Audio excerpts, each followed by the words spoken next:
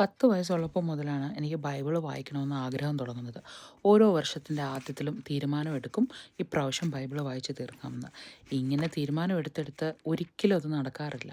ഓരോ മാസത്തിൻ്റെ ആദ്യം തുടങ്ങും, 6 മാസം കഴിയുമ്പോൾ വീണ്ടും തുടങ്ങും, പിന്നെ ഒക്ടോബർ ആകുമ്പോൾ അയ്യോ വർഷം തീരാറായല്ലോ എന്ന് കരുതിയിട്ട് വീണ്ടും തുടങ്ങും. ഇങ്ങനെ ഒരു 2010 വരെ പോയി കേട്ടോ. പിന്നെ ആ തീരുമാനം എടുക്കുന്നത് ഞാൻ സ്റ്റോപ്പ് ചെയ്തു. പക്ഷേ കഴിഞ്ഞ വർഷം 2024 ഒക്ടോബർ 20-ാം തീയതി ബൈബിൾ വായിച്ച് തീർക്കാൻ പറ്റി.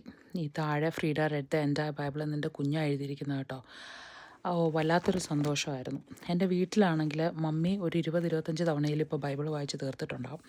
ഡാഡി മരിക്കുന്നതിന് മുന്നേ തന്നെ ഏകദേശം അതിലേറെ തവണ ഒരു 30 തവണയിൽ കൂടുതൽ ബൈബിൾ വായിച്ചിട്ടുണ്ടാകും. കാരണം ഇംഗ്ലീഷിലും മലയാളത്തിലും തമിഴിലും ഒക്കെ ഡാഡി വായിച്ചിട്ടുണ്ട്. കണക്കൊന്നും പറഞ്ഞിട്ടില്ല കേട്ടോ.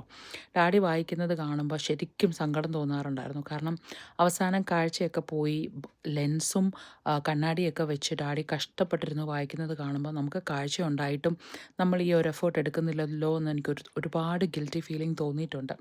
ആ ഒരു ഗിൽറ്റി ഫീലിംഗിൽ നിന്നാണ് കഴിഞ്ഞ വർഷം എന്തായാലും വായിക്കണമെന്ന് തീരുമാനമെടുത്ത് വായിച്ച് തീർക്കാനും പറ്റിയത്.